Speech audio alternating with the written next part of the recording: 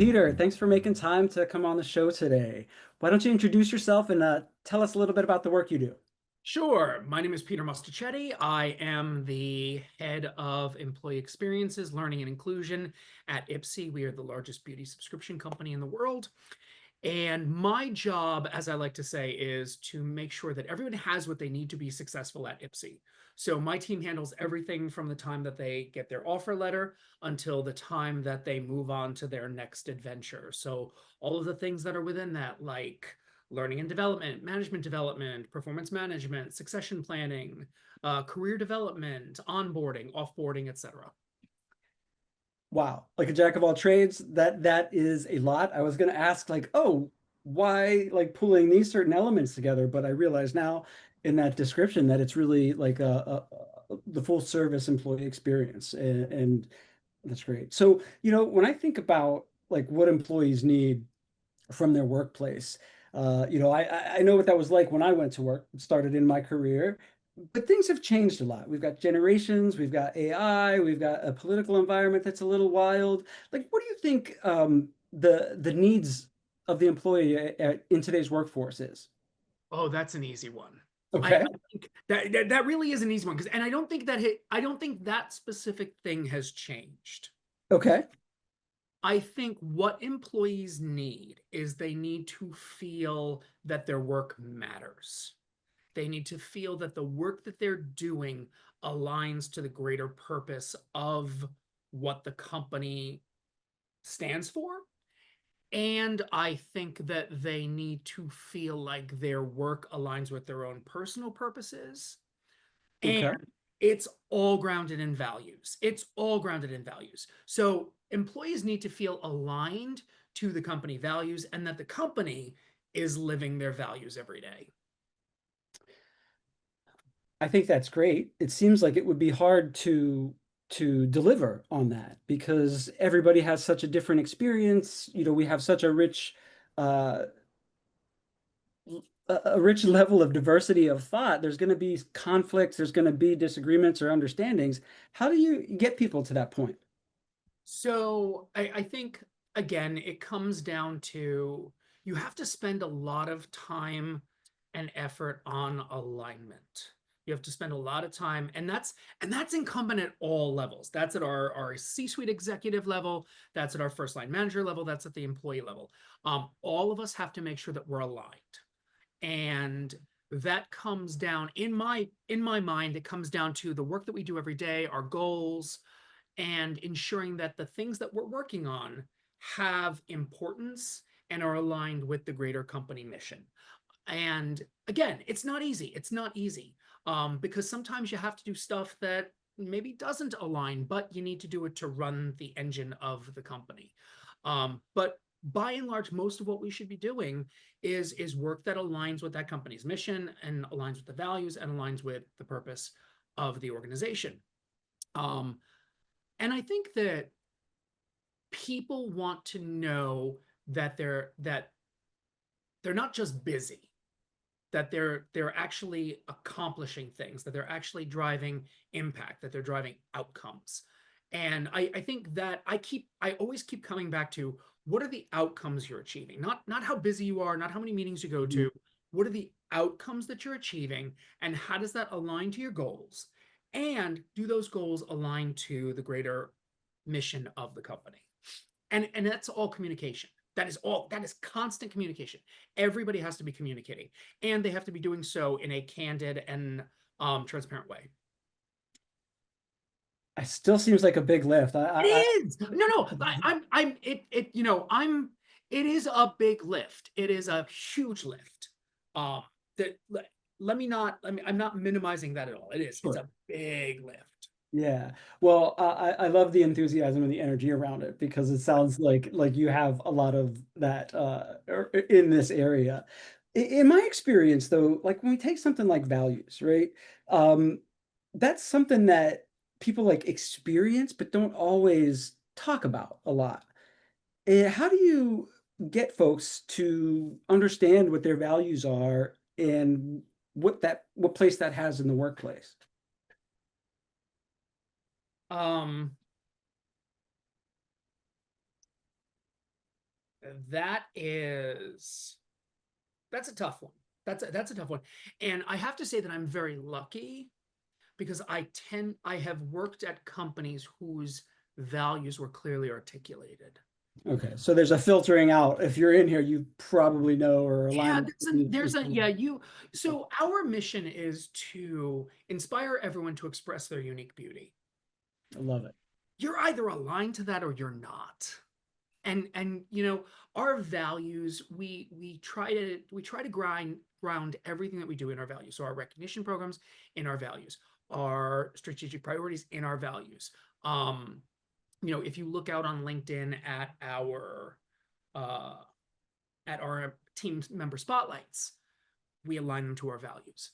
So we try to constantly remind people about our values, what our values are, what's important to us.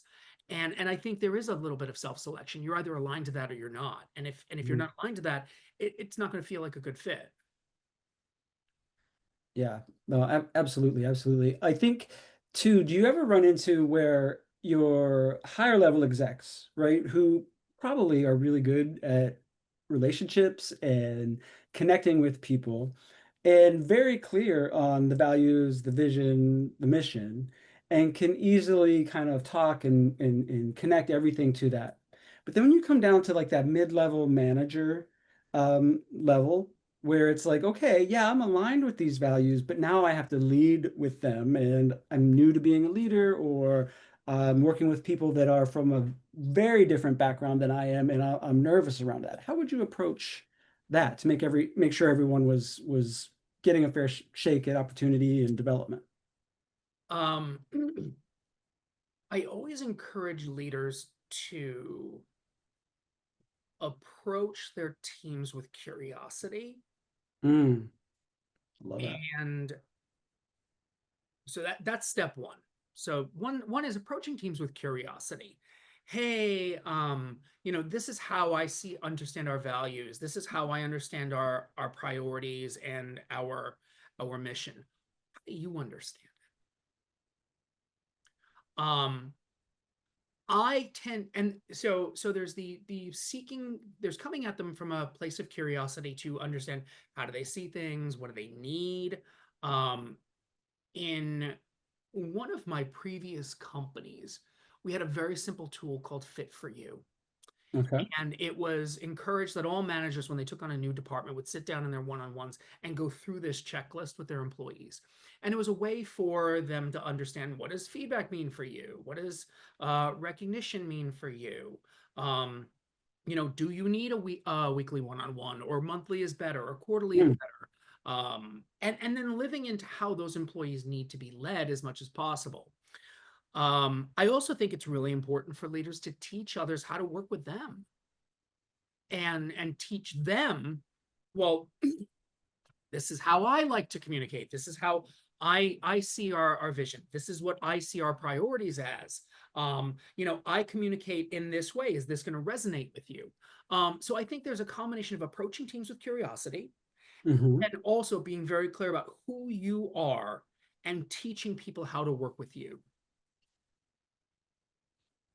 I think that is a great approach to leadership. I I wonder, right, that like is that personal accountability um on both fronts, right? So both people may need to flex and build their level of awareness around maybe the impact of how they behave versus what their intent was. Oh, And absolutely. There's personal accountability on both sides of leadership. There's also assume positive intent, but attend to impact. Um, you know, I I always say I don't think anybody wakes up that day and decides to be the villain in the story. Um, I think we all do the best we can with what we got every single day, and it's important to assume that everybody's got the best interests of the organization and the team in mind, and then address the impact as it shows up. yeah, it I'm kind of stuck on the nobody wakes up to be the villain today, right? Because I totally agree. No one wants to be considered the bad guy. Sure. But sometimes when you're working with people, like you'll get feedback, and the way you internalize that feedback challenges your view, your image as a good person, because, oh, the impact, people who have that impact in my head are bad or making a mistake. Have you ever been in situations where the feedback to a leader or to a manager creates this like, oh, threatening response of like, where there's fear or there's something that prevents them from really kind of leaning into that in the moment? Sure. Oh, yeah. I mean, feedback's a scary thing. Um, I So, have, well, I mean, I have been uh, lucky enough to have been through a lot of a lot of development. I'm also a licensed social worker, so I have a background in clinical therapy, and I tend to look at all of this stuff as just it's just information. It's more information for me to show up better every day. Not everybody looks at it that way. Feedback can be very threatening. Um, right. feedback can activate. So emotional pain hurts like physical pain. Social threats are just as scary as physical threats. They activate the exact same parts of our brain as physical threats. So it's the same neurotransmitter, it's the same cortisol dumps, it's the same Yeah, reptilian parts of our brain that are activated. right. And the Neuroleadership Institute does a nice job of talking about those social threats in their Mhm. SCARF model. And when we give feedback that activates one of those social threats, like somebody's status or their certainty with, of their place within the organization, Mhm. then it absolutely is going to create that feedback loop that says, "Oop, danger, danger, danger." Um, and it's just with practice that we get them past that. And Mhm. as a leader, it's my job to help people uh to parse out the feedback that they're getting. So if somebody on my team gets feedback from someone else, my encouragement to them is, come sit with me, let's talk about it, let's go through it, let's understand what they were thinking, what was happening. um let's talk about how you might integrate this into your reality. Let's approach it again. That word curiosity comes up. Whenever someone is feeling defensive about feedback or defensive about something they've heard, my guidance is always approach it with some curiosity. Like, really investigate, um why is it causing so much defensiveness? What is it about myself that it's challenging? um do I want to change this behavior in a meaningful way? Yeah.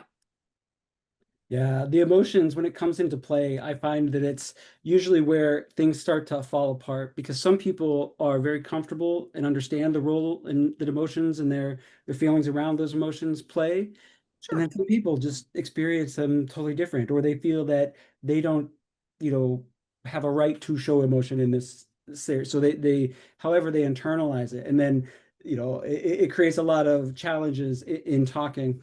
Um, you mentioned the scarf model. I think that's a really powerful tool, and grounded in some of the same and additional research is another model, the safety model that talks about those domains.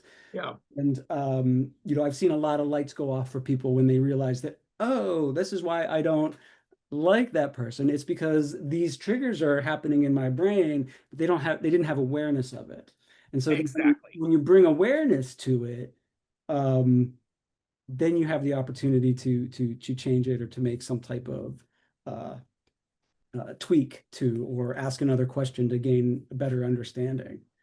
Yeah, I remember a particular mentor saying at one point, she said, we can't solve a problem until we acknowledge that it exists. It seems so simple, right? Yeah. Yeah. And I think growth mindset is important here too, right? I mean, it's like if you don't believe that you can change or grow in this area, you're really not going to have the energy or the motivation to work at it. Yeah, we have actually been talking a lot lately about growth mindset. Growth mindset is one of those topics that every time I think I'm done talking about it, it comes right back around. Well, I think it's great. And there's so many, I think, social science things that they're like, they make so much sense, but they all require consistent, mindful practice over time.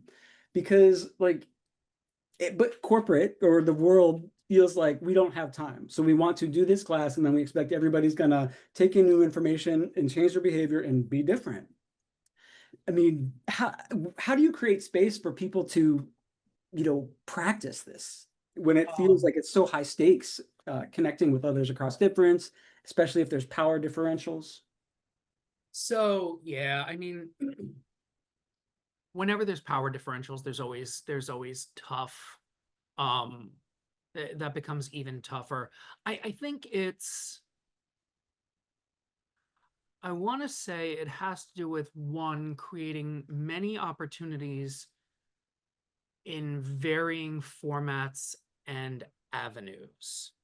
And so, what I mean by that is finding ways for people to participate and develop in ways that are meaningful to them. So maybe it's through mentoring, maybe it's through coaching, maybe it's through professional development classes, maybe Mhm. it's through online surveys and anonymous feedback vessels. Um, Giving people opportunities to show up different. And I think it's also incumbent upon leaders to make developing their folks with these skills part of their job and their focus. um I had a really nice moment today. One of the things I feel very passionately about presentation skills. I like Yeah, to present. I like to talk to people, and I think that a lot of folks don't get the opportunities to present to more senior leaders, executives, et cetera. And so whenever I find in my organization that I've got folks who don't have those skills and are scared of public speaking, we right. make that part of their development. And one of my more junior folks today presented her new recognition program to the leadership team. And somebody actually said, I remember how you showed up a year ago in presentations, and it's so different. Ah, wow. And so I think that we have to give people space to practice the ways that they need to grow. We have to encourage them that they can practice that growth mindset, that they can grow, that they can change, they can be different, um, and acknowledge when they've done it, so that they see, oh yeah, I guess I took on the hard thing and I did it, and it wasn't something I wanted to do, but I've grown from it. I like that. I wish I could have heard the presentation. It sounds like it was a wonderful one. Oh, it really does make me so proud of my folks. I have two individuals who hated public speaking, and now it's a regular part of their jobs, and and they're thriving as a result. I think that fear, and it's so pervasive, it's like I think one of the widest, felt fears out there. But it's just got so many layers because, we know that we're well-rounded human beings, but it feels like everything that people are going to think or judge me on is going to be happening in these next 10 minutes of this speech. And it's just weird how our brains operate that way. And everybody's is a little bit different of a flavor. You know, Uh, I heard something once, and it stuck with me. I think it's probably 10 plus years at this point. Everybody's walking around every day trying not to look weird. are they? I've given up on it. I think exactly, but I think at some point you give up on trying not to look weird and just say, "Yeah, there's gonna be months where I'm gonna look weird today." And I think presentation is similar to that. We're being vulnerable. We're putting ourselves on stage or on camera to be seen, to really be seen, and to be picked apart, and that's scary. It is scary. And if you don't have a strong kind of base, uh, it can really be scary and have a negative impact. And it's great working with people and watching that. I get an opportunity to work with a lot of young leaders who are really skilled, and then they're like, what's at this level? I've never been here. I can only emulate. Everybody's seeing leadership in me, but I don't know what it is, like what aspects of it are. And so giving them space to really unpack that and have the ability to practice that or to, consciously say it out loud, address an issue or a concern that they have. And I Um, think it's also, it's a great opportunity to let them decide who they want to be. mm, Who do you want to be in this role? How do you want to show up as? You don't have to show up as somebody else. You don't have to show up as somebody you saw. I think I think folks miss out on the excitement of getting to decide who you are and how you show up. I think I think you're right. I just think it's so scary, It especially is. especially if you're someone who likes to, do good, put your best foot forward. Sometimes just feeling like, making that mistake uh, can feel like the end of the world. But, for a lot of people, that's where the confidence comes from, is you make that mistake, you learn from it, maybe you make it again, but not as bad until, okay, now I don't, or I no longer have that fear. Yeah. Mm. Yeah, I always tell my folks, ask me about my $90,000 mistake someday. Uh-oh. Oh my God. I had a $90,000 mistake. It was an extra zero in an expense account. Oh, And it hit my bank account. wow. Ooh, that would be, Yeah. yeah. Yeah. I wish I would have quit that day and just ran for it. No, just kidding. In today's economy, John, you're not getting far on 90K. No, you're right. You're right. You're right. Uh, so what do you think? Like, does this ever like fall apart? Like, do you ever feel like you're just like, where does it fall apart? I, oh gosh, does it ever fall apart? Yes, all the time things fall apart. Folks may not resonate with the message that you thought was going to be Hmm. the one, or the technique you use just, or Yep. or you can say something 12 times and the people you needed to be listening to you most were tuned out all 12 times. um I mean, stuff falls apart all the time. I think that's just, it's how you get back up, it's how you pivot, it's how you adapt when things fall apart. And that comes back to that growth mindset. It's okay, this didn't work, what are we gonna try next? Yeah, I think having a place to be able to practice and get it wrong before you get it right. Yes.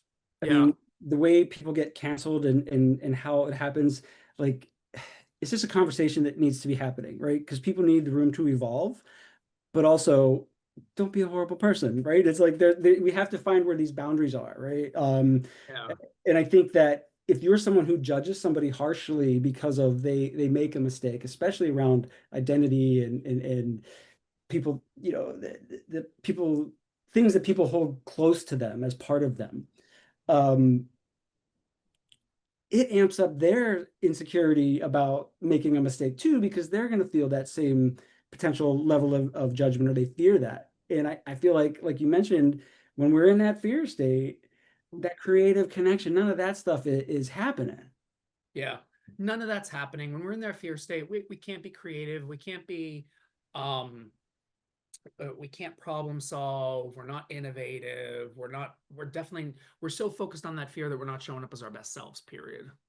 So knowing that you're an expert in, a practitioner of this work, I, I know that that doesn't mean that you never have these things happen. It's like no one is ever cool, calm, and collected, has everything go right. Even your stories have alluded to that. Yeah.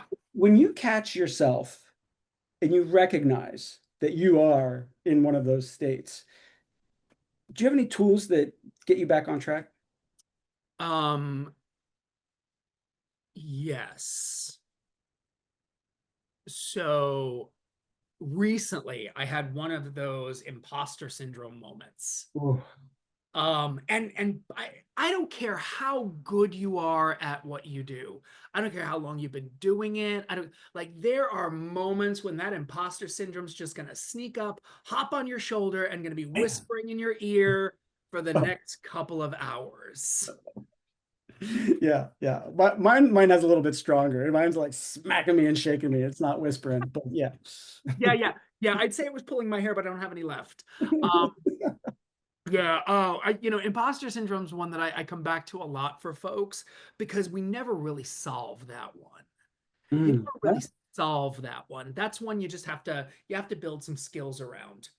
Um, and stuff doesn't, when things go bad or you find yourself in a bad habit or one, I'm a big fan of self-talk. Self-talk is a great tool. Like you have to talk to yourself. Um, and I actually find like sometimes just talking it out, even in your out loud voice, hmm. just verbalizing it, even if nobody else is around, just talking out. Especially if no one else is around for me. Yeah. But once you hear yourself, it's amazing how your perspective changes. It is amazing how your perspective changes. One, you wouldn't talk to anybody else that way. Right. Right. You know, Well, yeah. I mean, the swirling around imposter feelings, right, and inner critic is paradoxical, right? Because it's like, you know, other people believe in you to get you to where you are, and you think, they're wrong, but you don't trust yourself because you think they're wrong. right. Yet it's just like it trips Yeah. you up. It's like there's no way to win it other than to be like, I forget how the paradox is. It's like, so it's like, I'm here, but I feel like I shouldn't be, even though everybody else believes in me and I I don't. think I should be. Yeah. Yeah, and it's like it's I think it's a trick that is rooted in keeping us safe and alive and healthy Yeah. that gets, misaligned for what we're experiencing these days. But I really believe, and I've seen this play out in some coaching, is that if you have a strong inner critic, you also have a lot of insight, but you're attaching a lot of extra stuff to that insight.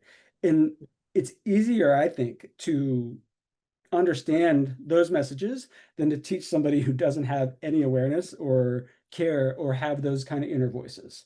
So there's hope for the people who are, I think, weighed down by the inner critic because they're a lot closer, I think, to getting to the type of leadership, to the type of being we want than people who it's not even on their radar yet. John, I hadn't thought about it like that before. I think that actually makes a lot of sense. That if you've got a strong inner critic, then you're probably a lot more emotionally intelligent than those who don't. Um, Yeah, and we can get you there. right. Um, but if you have no insight into yourself, there's not a lot we can do. It really is like, so when I am working with clients, it's like I don't want to be in the job of convincing you that these are good skills. These are good things, like, because you have to have the energy to do the work. This isn't a workshop that you just do and everything. Like you have to every day commit to doing something or understanding what's in the way of you doing that and analyzing it and trying to chip away at it and being okay when you aren't successful. Don't beat yourself up. Don't take it out, but just take it like data. I think that's a really wise point and do something with it, even if it's a little bit small, it's still towards that goal. Yeah, and I think what you're putting me in mind of is the idea of, okay, if you have a misstep, have the misstep and move on versus making it a whole thing. That is the biggest takeaway I got from high school theater. Thank you, Rick Schilling. Was like, don't celebrate it, just don't do it again, And I'm like, Exactly, exactly. Don't do it again. Or like if you make if you the thing that's popping into my head is, okay, you missed the gym today. You doing some exercise today. Don't make it a whole week. Get back on the track tomorrow or get back on track later in the day. But don't make it a whole thing. Like, yep, we did that. Now move forward. And it's funny that you mentioned theater. I actually think theater is one of the greatest skills building um activities that you can do to be successful as an adult. I agree. And there's nothing that builds perspective than trying to like actually embody something completely different for a Yeah. little bit. I mean, Yeah. it's freeing in a lot of levels, but it really does build awareness and I think a lot of other good skills. Toughens you up, even though that's not necessarily the rep that it has. Um, It does, because I mean, you gotta deal with critics, people who don't like your singing, they don't like your acting, they who didn't like. wants to get notes nowadays? Right, who wants to get notes? But also, I tell folks a lot of time, go take an improv class. Mm, You want to improve showing up every day, take an improv class. yeah, yeah. This is a great conversation. I wish it could go on forever, but we have reached the outer limit of the time that we can spend on this today. Okay. Thanks so much for making time. I've really enjoyed talking with you. Same, John, you're really easy to talk to. And so often these things can feel like an interview, but I really enjoy when they feel like a conversation. And that's what this did. Ah, well, great.